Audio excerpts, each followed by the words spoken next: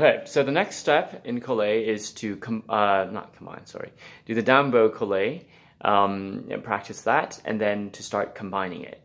I don't think down bow Colle will be very hard for you, so it's not too big of a deal. But when you do down bow Colle, remember to pull in the bow into your hand, or in other words, curl all your fingers like this. Okay. Fully flexed, ready to spring out before you play the Colle. So when you're here, okay, make sure that your fingers are all like ready to spring out every time.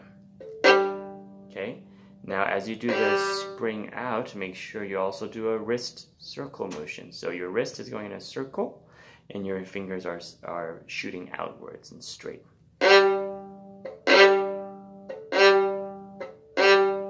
Okay, so that's how you do down bow Colle. I'm not going into too much detail unless you have problems, because if you're able to do this and this, you are physically able to do it. The only key thing to remember is what I just told you. Very often people will just start from like a neutral or like stretched out position and then try to do downward Colle, but they forget that you need to flex it in and start from this flexed position and then push out. Okay, so that's downward Colle, and once again practice this until you can automatically do the entire stroke perfectly over and over.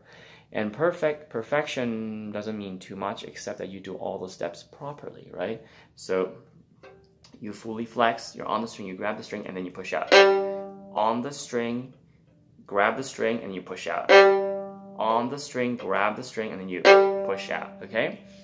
When you can do this perfectly every single time without sacrificing any of these steps or skipping over any of the steps, then you're ready to move on to the, basically combining the down bows and up bows. Now, what's annoying is that for most of us human beings, putting it together, down bow and up bow, requires another round of mental focus and another round of remembering. So what should I call it? The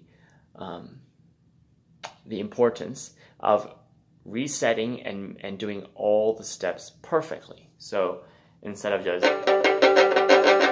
doing this, and getting not really good Colle, is remember that, okay, if I'm going to do up bow first, I start, a little stretched out. You bring the fingers in, the wrist in a circular motion. Okay, and you come back. Okay. And you come back, right? And then down bow, right? You start flexed, and then out. You come back, out, come back. Okay? Now to combine it, right, you need to, it's a little easier in terms of, you don't need to do the full reset as much, but it's very important that you don't do the full circular reset, but there's still the resetting of the bow on the string in preparation of the grab and release, right? So you grab the string, stretch the fingers out for a up bow, and then you pull it in, put the bow on the string, and then you push it out, right?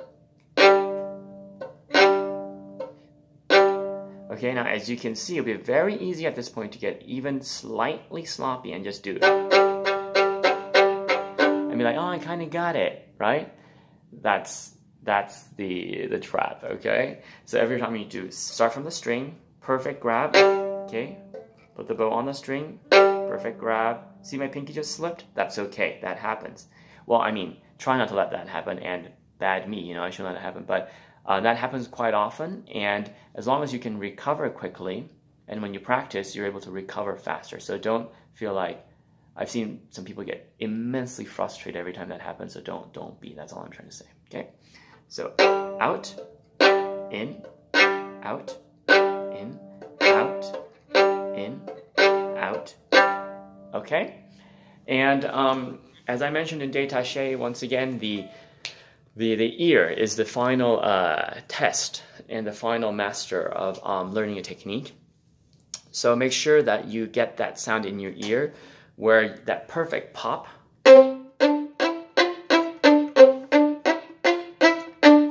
okay, is clearly set up in your ear, and you know what that sound is. And as you practice it, also try to, as you do some perfect Colle strokes, try to feel and absorb what that actually feels like to you. Okay, that's very important. So with the feeling and with the ear, clearly searching for that consistent bite and pop release, you will be your two key captains or admirals, or whatever you want to call it, will be able to guide the rest of the ship, and your physical breakdown of the technique and the practice of the components of technique will support the direction that your ear and the feeling is trying to pull you in or lead you towards. Yeah. Okay. So that should be it for Colle. Obviously, you can apply it and practice it a lot in scales, or you can, let's see, what's a good Colle passage? Oh, like the Tchaikovsky. You can practice that with Colle, or the Bruch, what is it?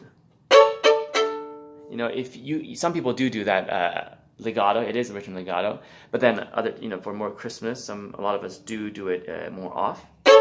But you should practice it with Colle. So,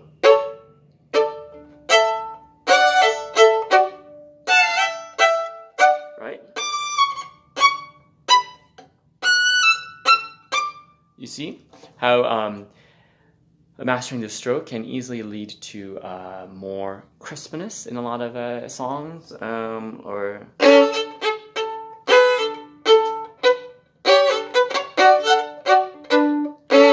and so on. Okay? All right.